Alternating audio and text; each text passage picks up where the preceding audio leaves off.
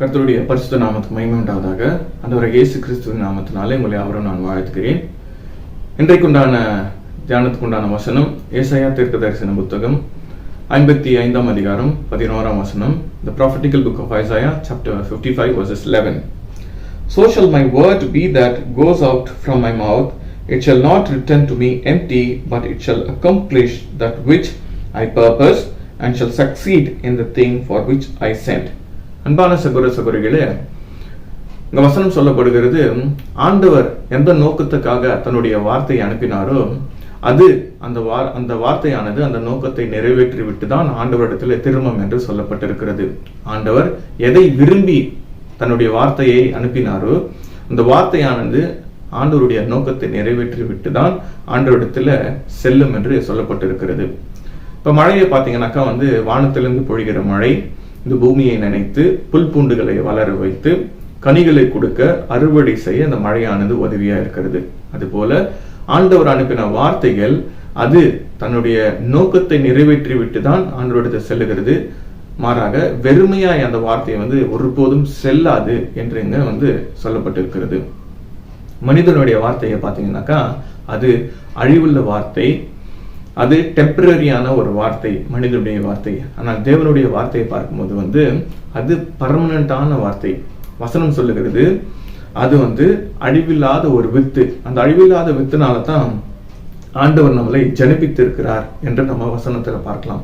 மற்றொரு வசனத்துல ஆண்டவருடைய வார்த்தை ஜீவனும் வல்லமையும் நிறைந்த ஒரு வார்த்தையா இருக்கிறது. அநேகமான முறை நம்ம சோர்ந்து போகிறோம், பிரச்சனைகளால சிக்கப்படுகிறோம். நம்ம யோசிக்க வேண்டியது, ஆண்டவருடைய வார்த்தைக்கு நம்ம இடம் கொடுத்திருக்கிறோமா? ஒருவேளை ஆண்டவருடைய வார்த்தைக்கு நம்ம இடம் கொடுத்திருந்தால் கண்டிப்பாக பிரச்சனைகள் போராட்டங்கள் வரும்போது ஆண்டவருடைய பலன்களை கண்டிப்பா நம்ம பெற்றுக்கொண்டு இருக்க முடியும். ஆண்டவர் இன்றைக்கு நம்ம யோசிக்க வேண்டியது, ஆண்டவருடைய வார்த்தைக்கு நாம இருதயத்துல இடம் கொடுத்திருக்கிறோமா?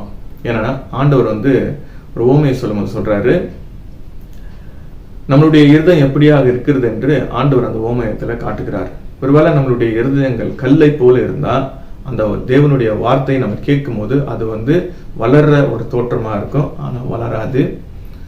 நம்மளுடைய இருதயமானது பிரச்சனையினால போராட்டங்கள்னால நிறைந்திருக்கும் போது தேவனுடைய வார்த்தையை நம்ம கேட்கும் போது இந்த பிரச்சனைகள் போராட்டங்கள் அந்த வார்த்தையை வளர வைக்காது.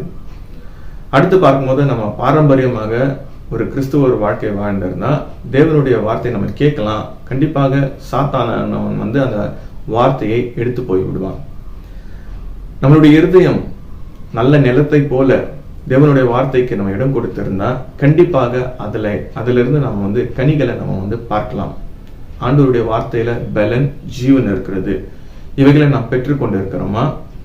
ஆண்டவருடைய வார்த்தையில ஆசீர்வாதம், சமாதானம், நிம்மதி, ஆண்டவருடைய வார்த்தையில பலன் இருக்கிறது, ஆண்டவருடைய வார்த்தையில ஜீவன் இருக்கிறது, ஆண்டவருடைய வார்த்தையில எட்டர்னல் லைஃப் இருக்குது. இவைகளை நாம் பெற்றுக்கொண்டு இருக்கிறோமா?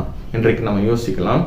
ஒருவேளை நாம் பெற்றுக்கொள்ளவில்லை என்றால் இன்றைக்கு நாம் செபிக்கலாம், ஆண்டவரே இன்றைக்கு தேவனுடைய வார்த்தையில் இருக்கிற அந்த ஆசீர்வாதங்கள் பலன்களை நம்ம பெற்றுக்கொள்ளும்படி அவர் உதவி செய்யணும் அப்படின்னு சொல்லிட்டு நம்ம செபிக்கலாம். பரிசுத்தமுள்ள நல்ல தகப்பனே, அப்பா அந்த வார்த்தைக்காக நன்றி. தேவ வார்த்தையில் இருக்கிற பலன்களையும் ஜீவன்களையும் அப்பா பெற்றுக்கொள்ள தேவ வார்த்தைக்கு எங்களுடைய இருதயத்தில் இடம் கொடுக்க எங்களை நீங்க வழிநடத்த வேண்டுமா? இயேசுவின் மூலம் ஜெபிக்கிறோம் நல்ல பிதாவே, ஆமென்.